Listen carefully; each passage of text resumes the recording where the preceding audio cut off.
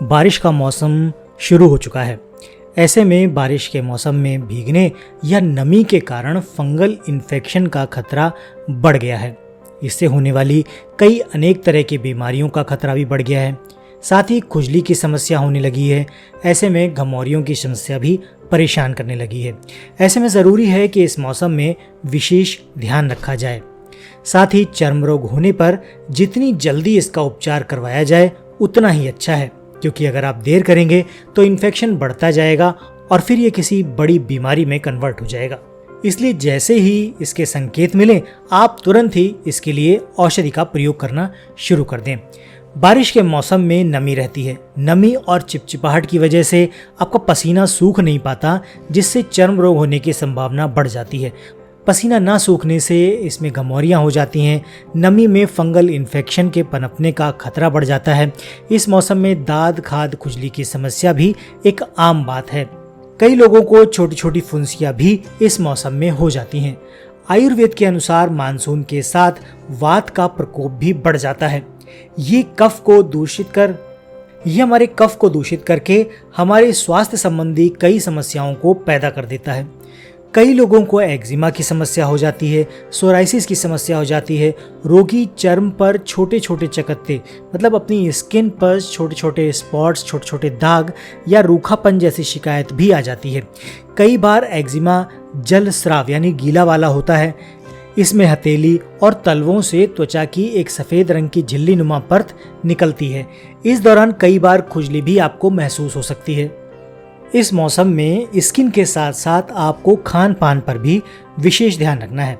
Skin problem से बचने के लिए आपको क्या करना है, आप ऐसे कपड़े पहने जो ढीले हों, जिनसे हवा आसानी से अंदर जा सके। साथ ही सूती कपड़े या खादी के कपड़े पहने जो पसीने को सोख सके। इसके अलावा बहुत सारे लोग बाज़ार में मिलने वाले अनेकों टैल्कम पाउडर का इस्तेमाल करते हैं, जिनसे आपकी बीमारी तो ठीक नहीं होती, लेकिन ये इन्फेक्शन या दूसरी परेशानियों को जन्म दे देता है। इसलिए बाजार में मिलने वाले किसी भी तरह के टैल्कम पाउडर से आप बचें। अगर आप यूज़ करना ही चाहते हैं तो होम्योपैथी के बहुत अच्छे टैल्कम पाउडर्स आते हैं, जिनका प्रयोग मैंने किया है, छोटे बच्चों पर किया है, बड़े लोगों पर किया है। एक दिन में अपना रिजल्ट दिखाता है। अगर घमौरी है तो शरीर पर रात को डाल दीजिए, सुबह आप देखेंगे तो घमौरियाँ साफ़ हो जाती हैं। इतने अच्छे टैल्कम पाउडर्स हैं। अगर आपको नाम चाहिए होगा तो कमेंट कीजिएगा, मैं उसका नाम आपको बता दूंगा। अभी फ़िलहाल आपके लिए ये है कि होम्योपैथी का कोई भी पाउडर आप ले सकते हैं, आपकी स्किन प्रॉब्लम के लिए बहुत अच्छा काम करता है। इसके अलावा बारिश के मौसम में आपको खान पान पर भी विशेष ध्यान रखना है। कोई बाहर की बीमारी, कोई संक्रमण आपको जकड़ ना ले, ऐसे में आप खान पान का विशेष ध्यान रखें। खान पान में आप अपने फल, सलाद और जूस को शामिल कर लीजिए। बाहर के तले भुने खाने से जितना हो सके उतना परहेज कर लीजिए। तरल पदार्थ अधिक लीजिए और घर का बना खाना खाएं। बाजार में मिलने वाला तरल पदार्थ, जूस, शरबत या कुछ भी पेय पदार्थ लेते हैं तो वो ख़तरनाक हो सकता है, क्योंकि बारिश के मौसम में जो शरबत या जो पेय तैयार किया गया है वो किस तरह के पानी से तैयार किया गया है, या आप जो फ्रूट जूस ले रहे हैं वो फ्रूट्स किस तरह के पानी से साफ़ किए गए हैं, या बर्तन किस तरह के पानी से धोए गए हैं, बहुत सारी चीज़ें मैटर करती हैं और ये सभी चीज़ें आपको बीमार बनाने के लिए काफ़ी हैं। बाज़ार में मिलने वाला स्ट्रीट फूड यानी कि अधिक तेल, मसाला, तला भुना, ये खाना भी ना खाएं। जंक फूड से बचें। इस मौसम में कम से कम मेवे खाइए। नींबू पानी, शरबत, लस्सी घर पर बनाकर पीजिए। अधिक से अधिक पानी पीजिए। कोल्ड ड्रिंक से दूर रहें। आप स्वस्थ हैं तो भी रहें, अस्वस्थ हैं तो भी रहें। सर्दी, गर्मी, बरसात, किसी भी मौसम की बात कर लें तो कोल्ड ड्रिंक से बचकर रहें।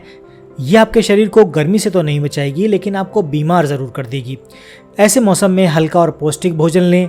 ठंडे तरल पदार्थ, बहुत ज़्यादा चिल्ड वाटर या चिल्ड जो लिक्विड हैं, जो पेय पदार्थ हैं, उनका उपयोग ना करें।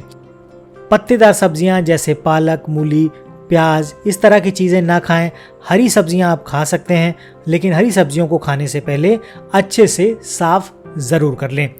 ये सब काम करने से आपका शरीर जो बाहर से मिलने वाला इन्फेक्शन है उससे बच जाएगा और आपके शरीर में इस तरह की बीमारियां नहीं आ पाएंगी जो मौसम के बदलाव की वजह से होती हैं। क्योंकि बारिश के मौसम में इन्फेक्शन का खतरा बढ़ जाता है। स्ट्रीट फूड्स या बाहर जो रोड पर आप चीज़ें खाते हैं उनमें इन्फेक्शन का खतरा काफ़ी होता है। बाहर जो लिक्विड आप लेते हैं उनसे इन्फेक्शन का खतरा काफ़ी होता है। इन चीज़ों से आप अपना बचाव कर लेंगे तो फिर आप बरसात में होने वाले संक्रमण से बच जाएंगे। ऐसे मौसम में मच्छरों का भी विशेष ध्यान रखें। फुल बाजू के कपड़े पहन के जाएं जिससे आपका शरीर ना खुला हो। कहीं पार्क में या कहीं ऐसी जगह आप जाते हैं जहां पर मच्छर का खतरा है तो वहां पर थोड़ी सावधानी बरतें। हाथों पर या पैरों पर कुछ ऐसा लिक्विड या कुछ ऐसी चीज़ इस्तेमाल करें जिससे मच्छर आपसे दूर रहें, क्योंकि इस मौसम में मलेरिया या डेंगू की संभावना बढ़ जाती है। और आपको मालूम है डेंगू या मलेरिया कितने खतरनाक हो सकते हैं। डेंगू में आपको मालूम है कि प्लेटलेट्स की संख्या इतनी कम हो जाती है जो आपके जान जाने का खतरा भी जिसमें बना रहता है। तो ऐसे मौसम में इन सारी चीज़ों का ध्यान रखें। घर के आसपास आपका कोई सामान पड़ा है उसमें पानी इकट्ठा ना होने दें। साथ ही घर पर अगर आप सो रहे हैं तो मच्छरदानी का प्रयोग करें, क्योंकि जो आप लिक्विड या अगरबत्ती जलाते हैं मच्छरों को भगाने के लिए, इनमें कुछ ना कुछ पॉइजनस गैस होती है, पॉइजनस चीज़ें होती हैं जो आपके शरीर को या आपके स्वास्थ्य के लिए काफ़ी नुकसानदायक होती हैं। हाँ, नेचुरल अगरबत्ती अगर आपको कहीं से मिलती है जिसमें नेचुरल इंग्रेडिएंट का प्रयोग हुआ हो मच्छर भगाने के लिए तो उसका उपयोग करें। बहुत सारे लोग नीम के तेल का दीपक जलाकर उसका मच्छर भगाने का प्रयोग करते हैं। गांव में आपने देखा होगा कि गाय के गोबर के जो उपले होते हैं उनको हल्का सुलगाकर उनके ऊपर नीम के पत्ते रखकर धुआं किया जाता है जिससे मच्छरों को भगाने का काम किया जाता है। हालांकि ये तरीके पुराने हैं लेकिन आज भी काम करते हैं, आज भी कारगर हैं, नेचुरल हैं, इसलिए आपके शरीर को कोई नुकसान नहीं पहुंचाएंगे। तो ये सारी चीज़ें अगर आप ध्यान रखेंगे तो इस तरह की बीमारियों से बच जाएंगे। चलते चलते एक ख़ास बात आपको ज़रूर बताना चाहूँगा, फिर भी आपकी नॉलेज में, आपके चिर परिचित में, आपके आसपास कोई ऐसा पेशेंट है जो डेंगू की परेशानी से ग्रसित है, डेंगू की बीमारी से परेशान है और उसके शरीर में प्लेटलेट्स की संख्या कम हो गई है, तो एक से दो चीज़ें जो मैं आपको बताने जा रहा हूँ इनको याद रखिए। सबसे पहला ये कि उसको लिक्विड डाइट जितनी दे सकते हैं वो दीजिए, घर पर तैयार किया गया जूस दीजिए, नारियल पानी दीजिए। ज़्यादा से ज़्यादा लिक्विड देंगे तो प्लेटलेट संख्या जल्दी बढ़ेगी। इसके साथ ही पपीते के पत्ते कहीं मिलते हैं तो उनका रस आप दे सकते हैं, 1 से 2 चम्मच दिन में 2 से 3 बार, जैसी पेशेंट की कंडीशन हो उस हिसाब से आप दे सकते हैं। साथ ही आपको आपके घर के आसपास गिलोय मिल जाएगी। गिलोय का एक वीडियो मैंने पहले डाल रखा है, उसको आप देख सकते हैं, उसमें गिलोय के बारे में पूरी जानकारी है। तो वो गिलोय आप ले लीजिए, उसमें 6 इंच लंबा टुकड़ा ले लीजिए, उसको कूट कर आप 1 गिलास पानी में उसको अच्छे से उबाल लीजिए। जब 1/4 रह जाए तो पेशेंट को दे दीजिए। दिन में 2 से 3 बार अगर आप ये काम करते हैं तो प्लेटलेट संख्याएँ बढ़ जाएगी। ऐसा कोई कारण नहीं जो प्लेटलेट्स को बढ़ने से रोक सके। आधुनिक चिकित्सा में ऐसी कोई औषधि अभी तक नहीं है जिससे कि आपके शरीर में प्लेटलेट्स की संख्या को बढ़ाया जा सके। वो आपका शरीर को दूसरे शरीर के ब्लड से निकाली हुई प्लेटलेट्स के ऊपर निर्भर करते हैं। जब तक वो प्लेटलेट्स आपके शरीर में डाली जाती हैं, जब तक आपका शरीर खुद ब खुद प्लेटलेट्स बनाना शुरू नहीं कर देता। इसलिए आप आधुनिक चिकित्सा के साथ साथ इन बताए गए आयुर्वेदिक औषधीय प्रयोगों को भी अपने घर में आजमाएं। अगर आप आयुर्वेद पर यकीन नहीं करते हैं, घरेलू चिकित्सा पर यकीन नहीं करते हैं, तो मेरा दावा है ये प्रयोग करने के बाद आप इस पर विश्वास करने लग जाएंगे। अगर आपको प्लेटलेट की संख्या ज़्यादा गिरती नज़र आए तो आप अपने डॉक्टर से संपर्क ज़रूर करें, क्योंकि उस कंडीशन में आपको शरीर में बाहर से प्लेटलेट्स दी जाती है जो आपको जिंदा रखने का काम करती है। साथ ही अगर आप आयुर्वेदिक औषधियों का प्रयोग करेंगे तो आपके प्लेटलेट्स जल्दी बनना शुरू हो जाएगी और आप जल्दी स्वस्थ हो जाएंगे। आशा करता हूँ आज की जानकारी आपके काफ़ी काम की रही होगी। वीडियो पसंद आया है तो लाइक करके दोस्तों और परिवार के सदस्यों के साथ शेयर करना मत भूलिएगा।